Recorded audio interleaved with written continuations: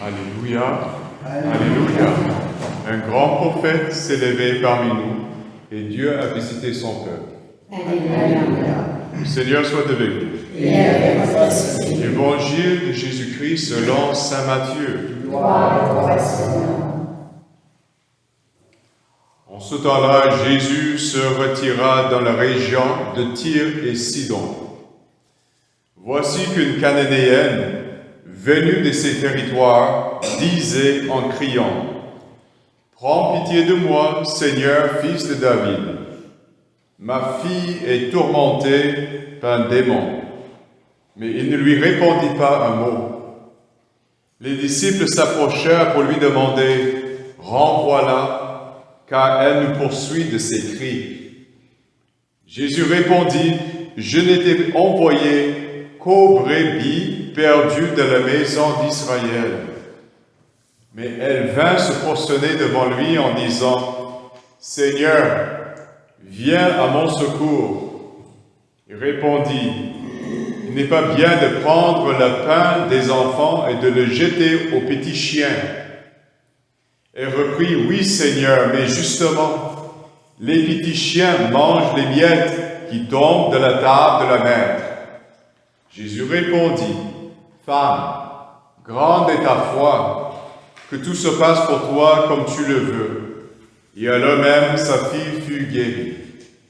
Acclamons la parole de Dieu. Louange à toi, Seigneur Jésus.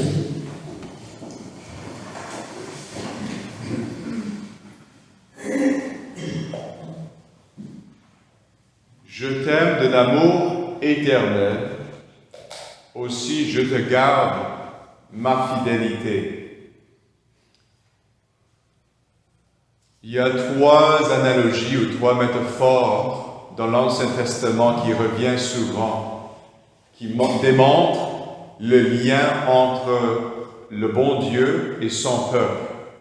Soit le pasteur avec son troupeau, soit un père avec son fils ou son enfant, et avec l'image des époux. Dieu l'époux, le peuple son épouse. Alors, quand vous lisez les Cantiques des Cantiques ou d'autres passages dans l'Ancien Testament, essayez de voir toujours Dieu comme époux de votre âme. Je le répète, le Seigneur comme l'époux de votre âme. Il veut être le plus proche et le plus intime avec vous dans votre vie. Et c'est vrai. Est-ce que le Seigneur n'a pas voulu vraiment aider cette femme cananéenne? Pourquoi il n'est pas répondu à sa première demande? Pourquoi il a dit qu'elle, n'étant pas de la race du peuple de Dieu, il ne devait pas venir vers elle en tant que dame païenne? Mais c'est plus nuancé parce que il n'a pas voulu ne pas aider les païens, mais c'était de commencer par le peuple de Dieu, le peuple qui ont reçu les premières alliances, et par la suite aller vers les autres. Elle pose une question, ou elle fait une demande que nous devons toujours prendre comme un exemple. Nous avons la tendance de demander au bon Dieu des grandes choses. Des grandes choses. Une guérison. Un travail. Une résolution d'un certain problème. Mais avec les yeux surnaturels, on sait que tout ce que le Seigneur nous donne vient de lui, et dans un sens, est lui. C'est lui-même. Si nous demandons une guérison, parce que nous voulons avoir une vie avec Jésus. Si nous demandons un travail, parce que nous voulons avoir une vie professionnelle avec Jésus. Si je demande au Seigneur de m'accorder encore quelques années de vie, parce que je veux prolonger ma vie avec Jésus. Dans tout ce que je demande, dans tout ce que je souhaite, ce que je prie, c'est pour avoir encore davantage d'une manière plus intime, plus profonde, Jésus lui-même. Et c'est pourquoi nous devons demander des miettes, c'est-à-dire les toutes petites grâces qui sont satisfaisantes, qui sont des choses, en fait, le plus important, parce que nous avons toujours la tendance de regarder d'une manière excessivement grande. Telle chose, telle chose, telle chose. Je sais que, j'imagine que vous avez prié pour la conversion de la Chine communiste. Vous avez prié pour peut-être la fin de la guerre en Ukraine. Vous avez prié pour, je ne sais pas, le retour de la foi au Québec. C'est des grandes et belles choses. Seigneur, que tu m'offres les miettes de ta grâce qui sont suffisantes parce que le Seigneur veut transformer ma vie.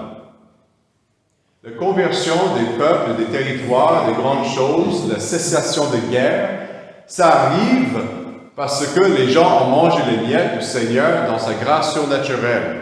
Leur cœur était transformé. Les choses qui étaient un blocage, un obstacle à l'intérieur sont disparues, sont effondrées.